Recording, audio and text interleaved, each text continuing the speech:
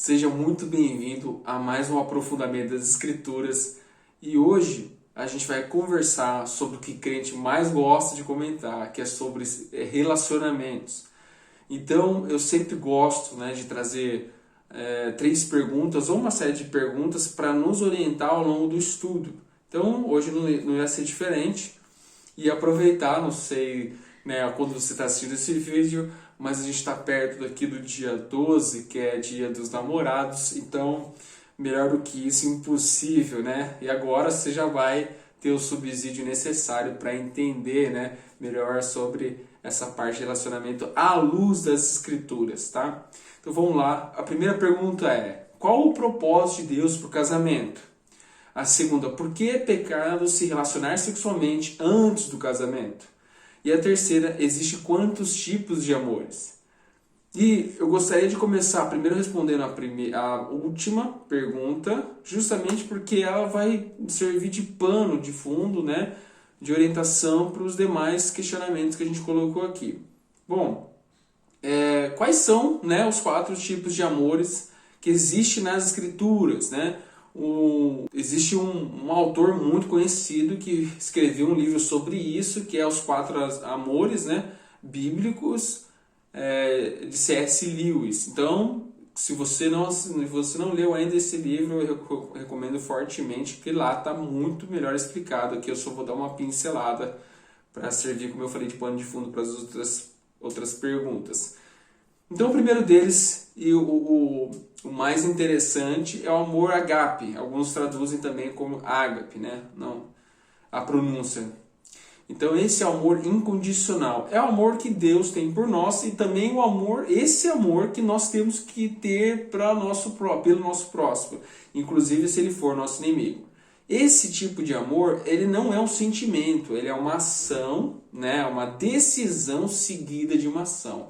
Então nós geralmente fazemos algo em favor dessa pessoa, de alguém que a gente ama com esse amor, sem esperar nada em troca, ou mesmo não tendo sentimento algum sobre essa pessoa. E exatamente foi isso que Deus fez por nós, porque ainda nós estávamos nas nossas ofensas e pecados, e Ele mandou o seu Filho para que todo aquele que nele crer não pereça, mas tenha a vida eterna. Então isso justifica Então Deus já ajuda a gente a entender que Deus ama a todo pecador, mas não é condizente com as suas práticas.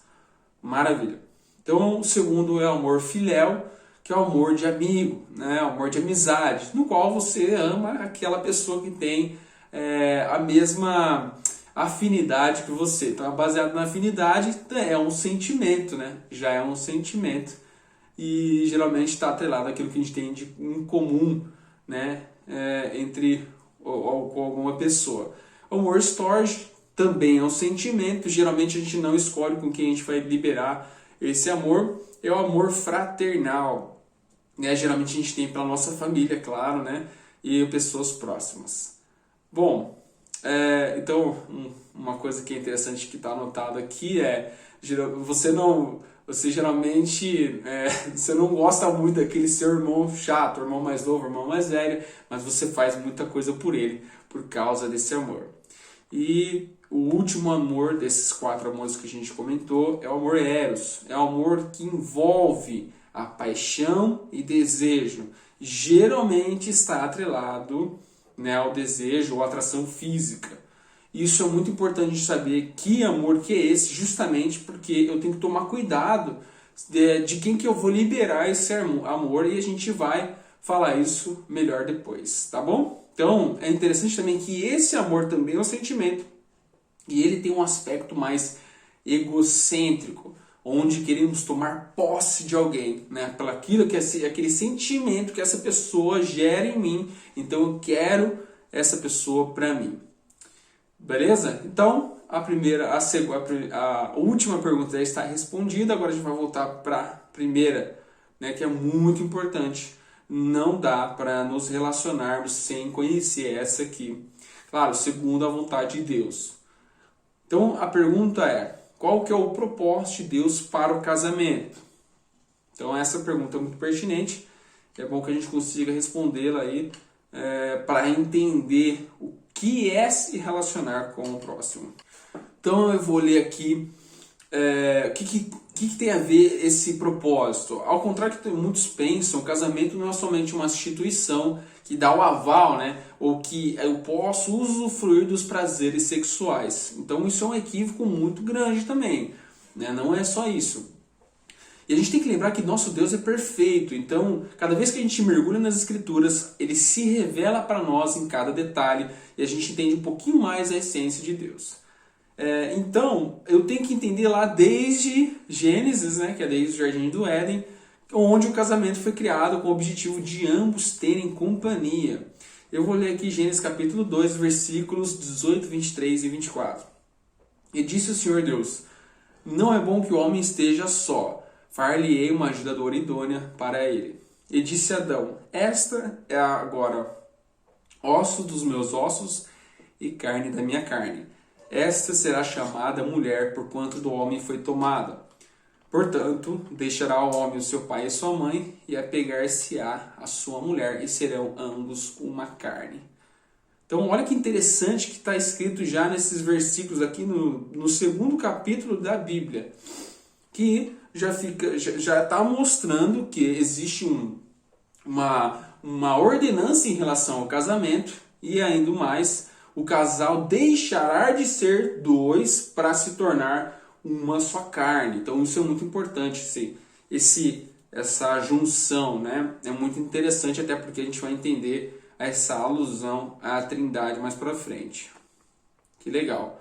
Então, o mais interessante também, que é essa vontade de Deus para nós, que a gente receba Jesus como nosso Salvador e Ele fará morada em nós. Então Ele quer ser um conosco, assim como Ele quer, e existe, né, essa comparação perfeita do casamento.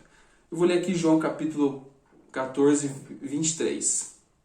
Jesus respondeu e disse-lhe: se alguém me ama, guardará a minha palavra, e o meu Pai o amará, e viveremos para Ele, e faremos nele morada. O casamento, portanto, é uma forma didática, é uma alusão que aponta, né, ao relacionamento que Ele quer ter conosco. Então a gente entende que a aliança que Ele quer firmar conosco, né, então também é uma alusão, né, uma representação dessa aliança dele. E por isso que está escrito, né, Marcos capítulo 10, versículo 9, portanto, o que Deus ajuntou, não separe o homem. E de uma maneira muito extraordinária, né, a Bíblia, né, como sempre, ela vem mostrar que não é da vontade de Deus que a gente separe, que a gente quebre essa aliança, tanto que a gente tem com Ele, quanto a aliança que a gente firmou com o nosso cônjuge. Então não é da vontade dele que essa aliança seja quebrada. Entretanto, assim como a aliança com Ele, infelizmente, nós, às vezes, decidimos nos separar. Então, da parte de Deus, isso não vai acontecer nunca, isso não vai acontecer. Ele não quer quebrar a aliança que Ele fez conosco, porque Ele é justo. Ele não faz isso. Nós é que decidimos quebrar a aliança. Então é também um jeito didático de demonstrar que todas as pessoas da Trindade têm entre si, que é o Pai, o Filho e o Espírito Santo. Então, esse amor vem mostrar que eles são perfeitos em união. Eu entendo, começo a entender como que a Trindade, cada um da Trindade, o Pai, o Filho e o Espírito Santo se relacionam entre si de forma perfeita. Nós conseguimos entender também, né, das Escrituras, a submissão que o Filho tem para o Pai e a submissão que o Pai tem pelo Filho. É muito interessante que a gente fala bastante da submissão, né, que o Filho tem pelo Pai, mas nós falamos pouco sobre a submissão que o Pai tem pelo Filho, na qual ele diz, né, tudo que vocês pedirem em meu nome, Jesus falando, claro, e isso o Pai vos concederá. Então, por que o Pai vai atender? Porque quem está pedindo é o próprio Filho, é o próprio Jesus. Então existe uma submissão do Pai para o Filho. Olha que maravilha! E é uma submissão que deve ser a submissão dentro de um casal, na qual é uma perfeita submissão em amor. Então a gente entendendo melhor a Trindade, conhecendo melhor as Escrituras, a gente está mais bem preparado para casar. Olha que interessante. E é importante também levar em consideração que não é nada forçado. Eles fazem porque amam de forma incondicional. E de maneira análoga, como eu comentei, né, a gente deve casar para servir e não para sermos servidos. Tampouco para sermos felizes. A gente ouve muito isso e é importante a gente quebrar isso, essa ideia de a gente tem que casar para ser feliz. A gente vai ver ao longo do estudo que isso não é verdade. Então é bem interessante esse raciocínio. Pois se casamos para ser felizes, vamos depositar um fardo encarregável nessa pessoa que a gente está se relacionando. Ora, qual que é o fruto disso? O fruto é que essa pessoa vai ter um fardo encarregado, ela não vai conseguir carregar esse fardo, meu Deus, eu preciso entregar demais para ser aceito pelo meu cônjuge. E isso é loucura. O produto disso é claro que os dois vão ser infelizes nesse relacionamento, nesse casamento. É como se fosse a gente já estivesse casando, divorciando, né? Isso não vai dar certo. E a gente vai comentar o porquê com mais detalhes posteriormente. Agora, retomando a segunda pergunta, por que é pecado se relacionar sexualmente antes do casamento? Que isso a gente sabe, né? O resto a gente está aprendendo aqui, eu acho que é a primeira vez que você está aprendendo sobre isso, né? Ou com mais detalhes, etc.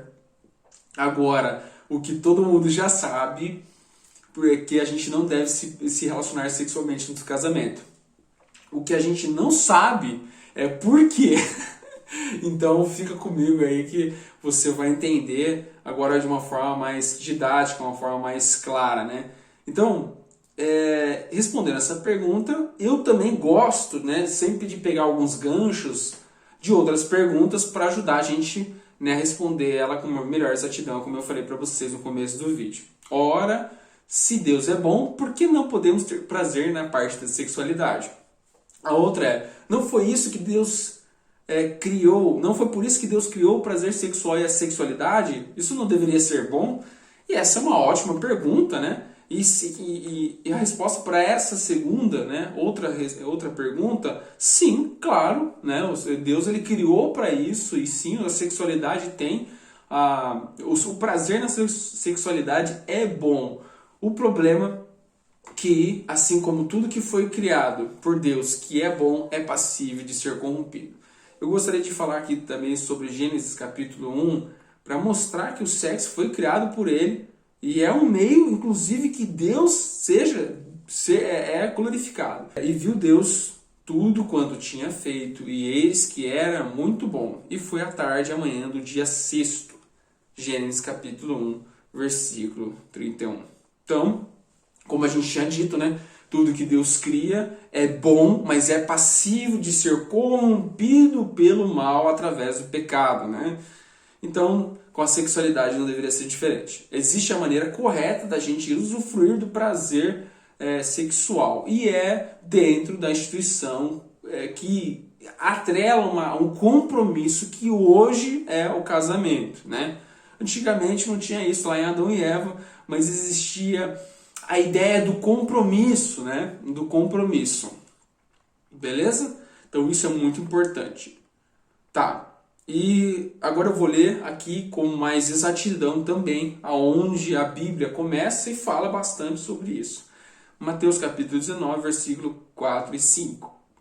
Ele, porém, respondendo, disse-lhes: Não tendes lido que aquele que fez no princípio macho e fêmea os fez?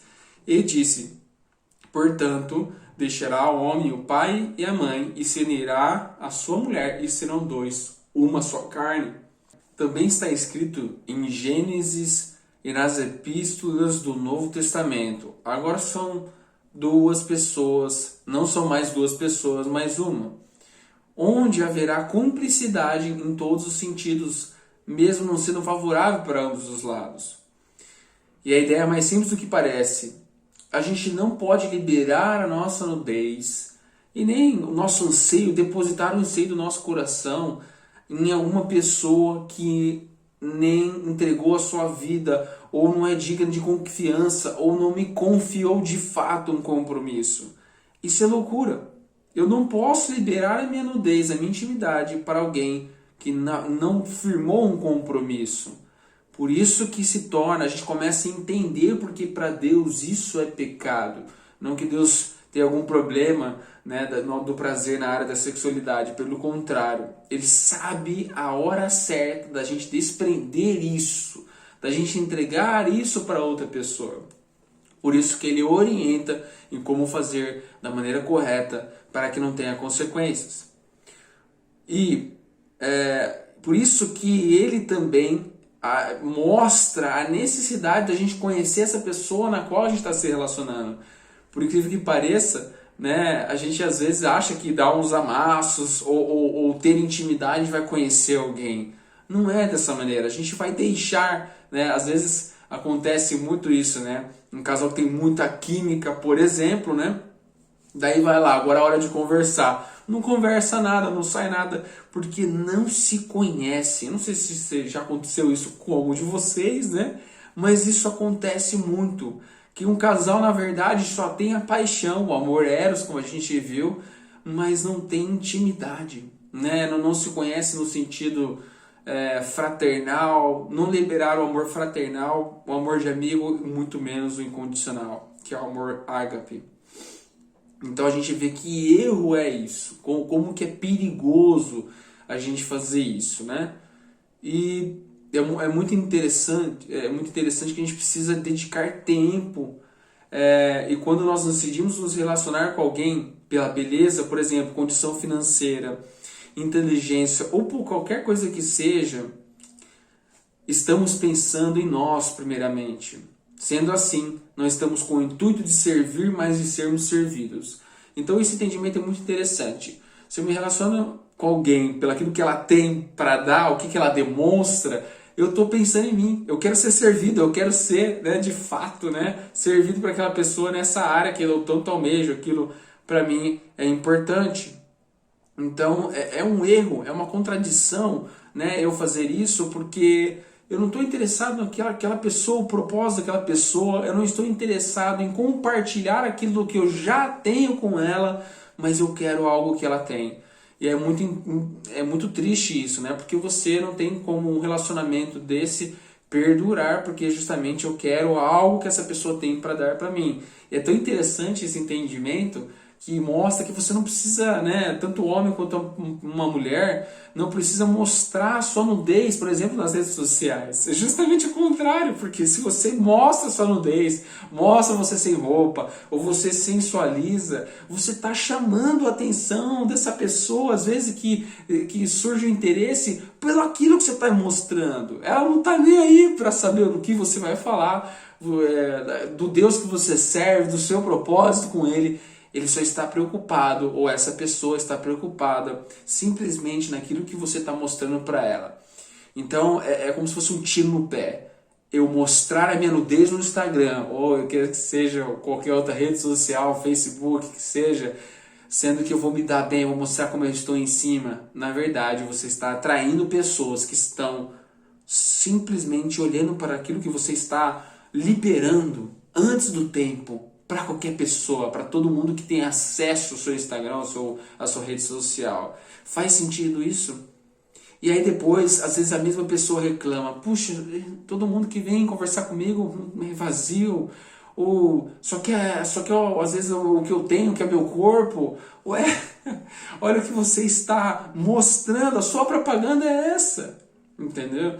Agora, é muito interessante que um verdadeiro servo, uma serva de Deus, quando olha um perfil que é muito promíscuo, ele fala: meu Deus, bom, que pena, né? Essa pessoa está com falta de Cristo. Porque se ela entendesse a suficiência que há em Cristo Jesus, ela não precisava gritar para o mundo todo que o corpo dela ou dele é bonito, que ele tem alguma coisa, ele foi abençoado por Deus em alguma área, como eu citei aqui, seja financeira ou qualquer outra coisa. Então a gente vê que né, a rede social ela transmite isso, quão vazio nós estamos, né?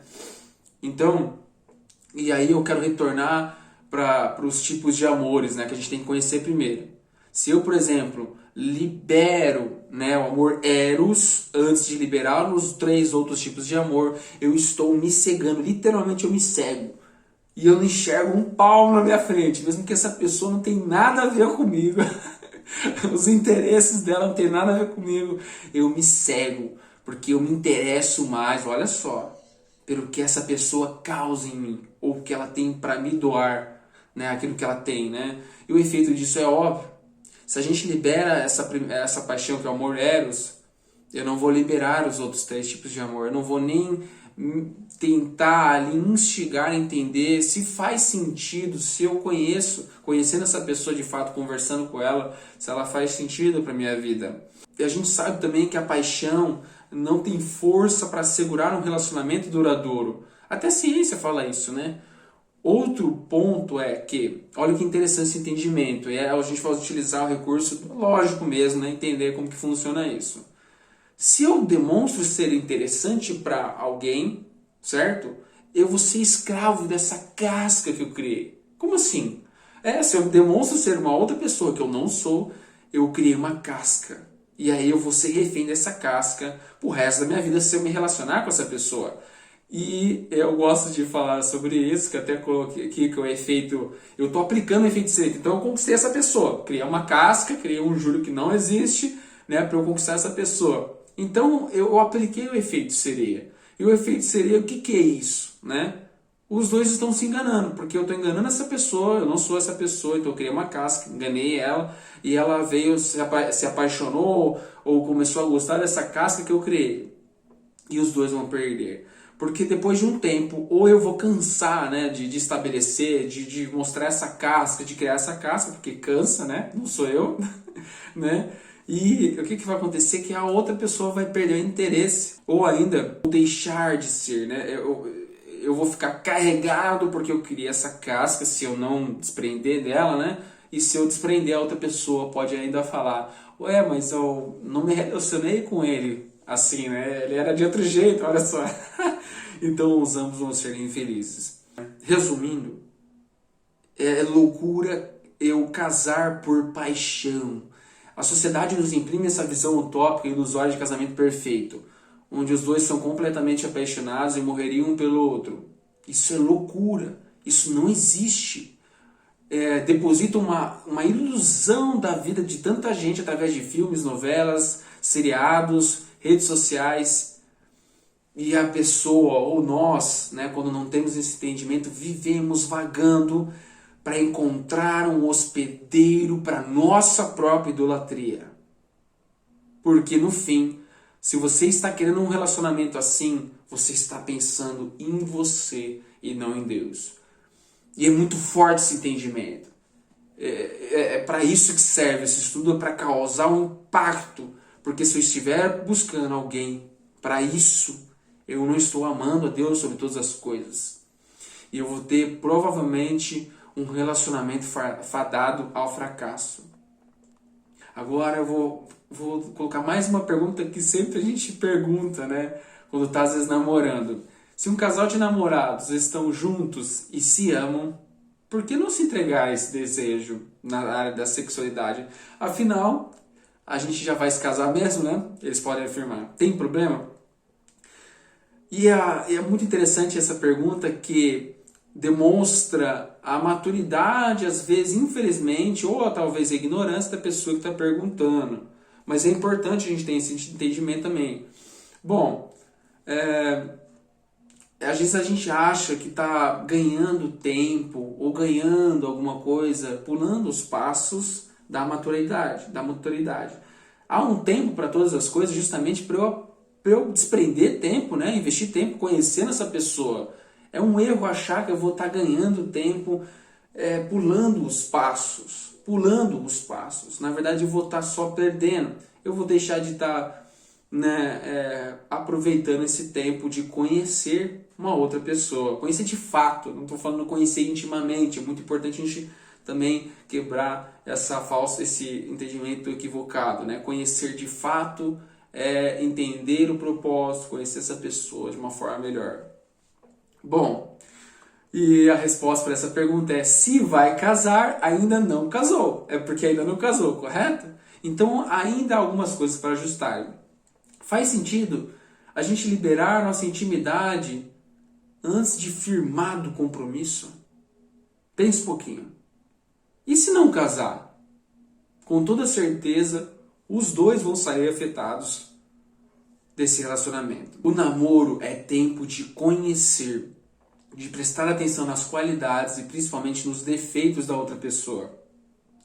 Ninguém aqui é bobo de pensar que um casal jovem, cheio de virtude e de hormônios, vai parar para conversar e se conhecerem. Então exige uma certa maturidade, a gente tem que entender e falar isso para os jovens. Não seja enganado pelos seus próprios hormônios. Porque é natural que às vezes a gente até se arrependa da escolha que a gente fez por causa do burburinho, né?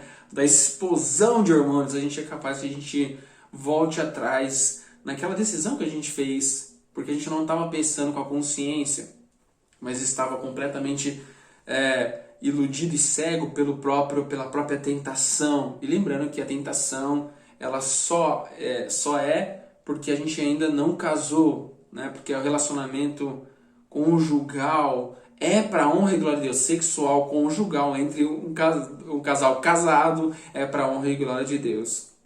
O que acontece? A gente às vezes dá lugar à ansiedade, né? A gente pula os passos, não faz tudo direito, não conversa, não é uma coisa leve. Parece que a gente está assim, meu Deus, se não ou vai ao racha, se não for agora, e a gente anda ansioso. E eu pergunto, para que andar ansioso? O que você vai perder? O que você vai perder ou deixar de ganhar se você não for rápido? Meu Deus, isso é muito importante, porque se a gente parar para pensar e puxar, eu sempre gosto de falar isso, puxar a cordinha do pecado, a gente vai ver que na verdade nós estamos depositando o anseio da nossa alma em algo que não vai responder, não vai conseguir suprir essa necessidade. Bom,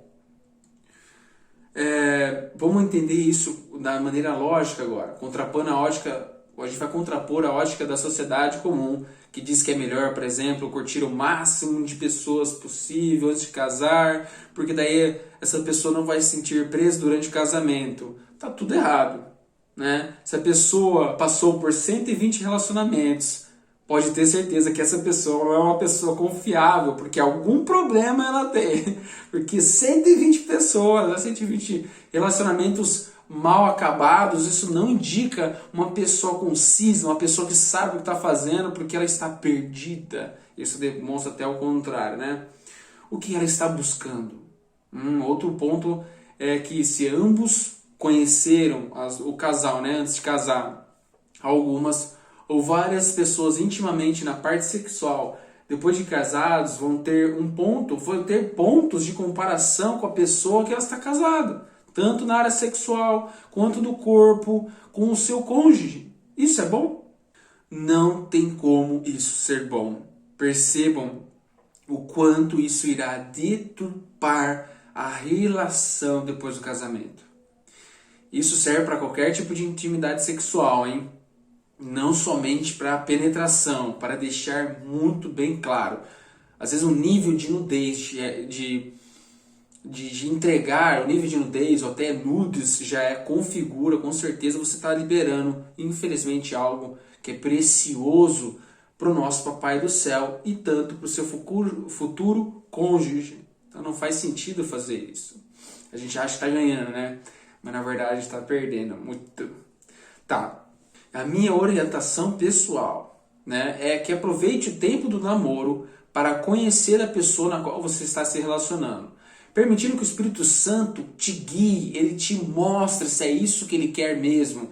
Inclusive, antes de começar, né, a namorar, você olhe para uma pessoa, converse com ela, veja se você já tem liberado os 3 tipos de amor que a gente falou, tanto o incondicional, o de amigo e o fraternal, porque senão não faz sentido você se relacionar com essa pessoa, é loucura, é um tiro no escuro. A gente acha, né, a sociedade fala, não pode ser amigo, hein? Não pode ser amigo, vai estar na friend zone, né? E a palavra de Deus diz, conheça a pessoa primeiro, antes de namorar com ela. Olha só que maravilha. Porque senão você vai estar vendado com os olhos da paixão. Lembra do efeito sereia. Você pode usar bastante, isso vai te ajudar. Bom, e aqui eu até coloquei um ponto que às vezes algumas pessoas perguntam. Bom, que não há problema nenhum, não há pecado nenhum na sexualidade, pois dizem que não existe pecado em desfrutar desse prazer. desde que deixe claro as suas intenções para a pessoa na qual você está se relacionando. Conhecido vulgarmente por ficar. Esse conceito, né, de que não existe pecado é da hipergraça, onde não existe de fato pecado e tampouco condenação. Mas, apelando para a lógica, né, depois eu deixo um vídeo só para falar da hipergraça, é claro que pessoas que buscam relacionamentos passageiros e sem compromisso estão precisando de ajuda. Isso não é normal, isso não deve ser normal, né? Pois depositam seus anseios em relacionamentos casuais e sem nenhum sentido. Isso realmente é um problema e a pessoa, infelizmente, às vezes demora um pouco de tempo e aí leva um caminhão de gente junto que também está perdido junto, né? E para nada. Mas até essa pessoa, se você conhece alguém que está nesse estado, convide-a a conhecer a Cristo e conhecer a suficiência que Cristo, né, vai dar para essa pessoa. Bom, agora a gente vai falar sobre a conclusão. E um dos pontos mais primordiais dessa conclusão são: o sexo ou o casamento não vai resolver a sua falta de felicidade. É muito importante a gente entender isso. Nós sabemos que a gente é uma fábrica de ídolos. Nós somos, infelizmente, uma fábrica de ídolos, até aqueles que já são convertidos. A gente tem que tomar cuidado com o nosso coração enganoso. A Bíblia fala. E é claro que a gente não perderia a oportunidade de depositar o anseio da nossa alma também nessa área. E o que a gente faz? É isso. E a sociedade vendo isso acontecer, né? Então ela só imprime cada vez mais, né? Fazem vídeos, filmes que mostram esse amor utópico, doentio. E aquilo a gente, nossa, eu queria alguém que me amasse desse jeito. E a gente tem essa falsa ideia de amor incondicional. Isso não é verdade, né?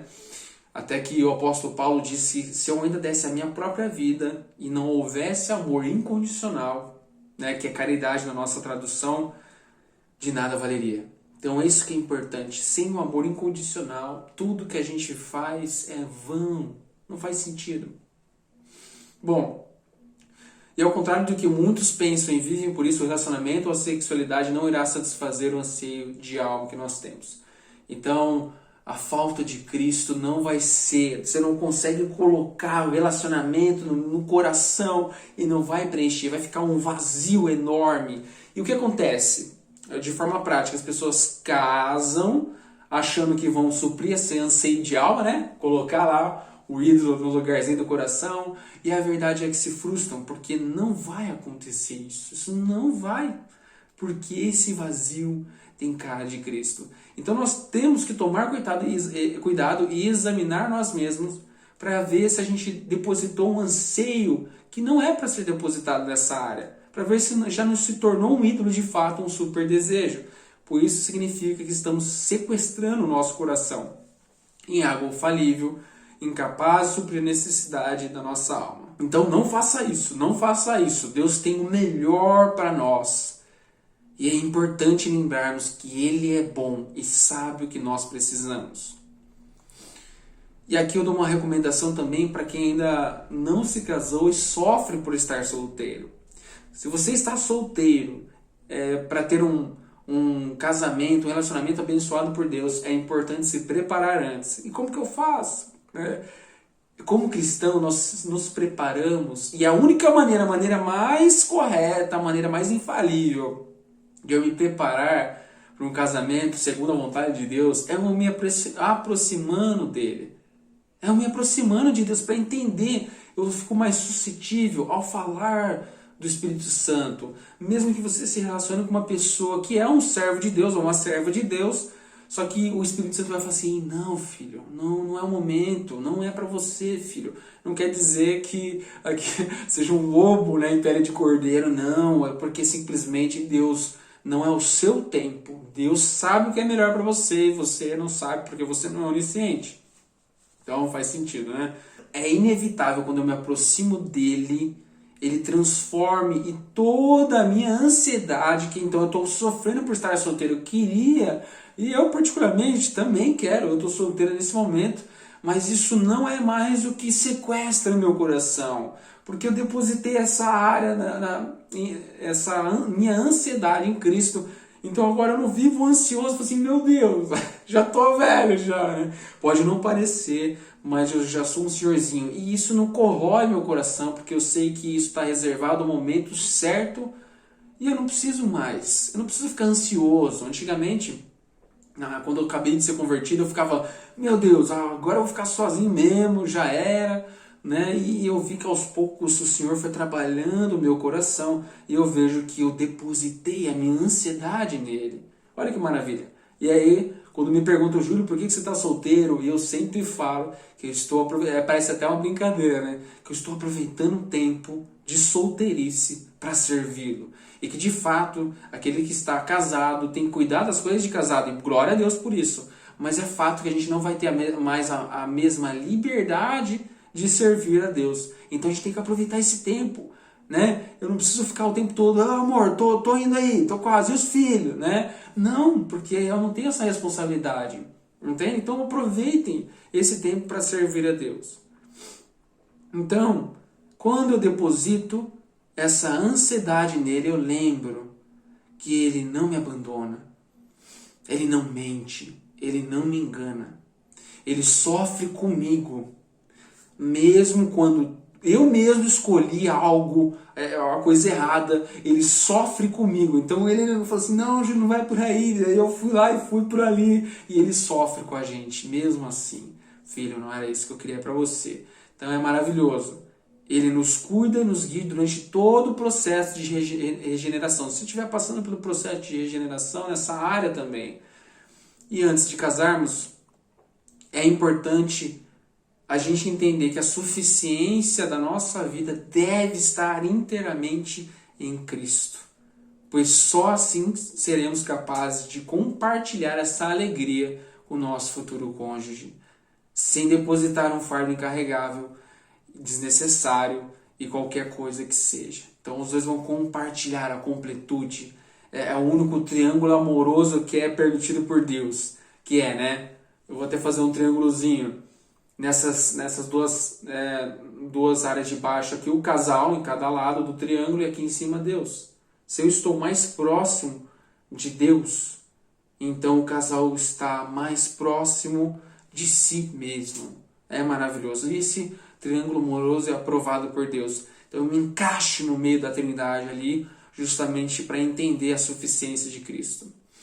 Bom, e aí, claro, essa relação vai ser leve, vai ser com diálogo, carinho e intimidade, assim como nossa relação deve ser com o Papai do Céu. Bom, espero que esse vídeo tenha impactado a sua vida nessa área de relacionamentos. E ora o Senhor, começa a pedir para Deus orientar o seu coraçãozinho para que a gente permita que seja feita a vontade de Deus também nessa área. Tá bom, gente? Então foi um prazer. Espero que você tenha curtido e deixa aí seus comentários também, vai ser um prazer. Ideias de outros vídeos que eu estou à disposição. E eu oro para que a sua ansiedade esteja completamente colocada em Cristo Jesus. Fica na paz.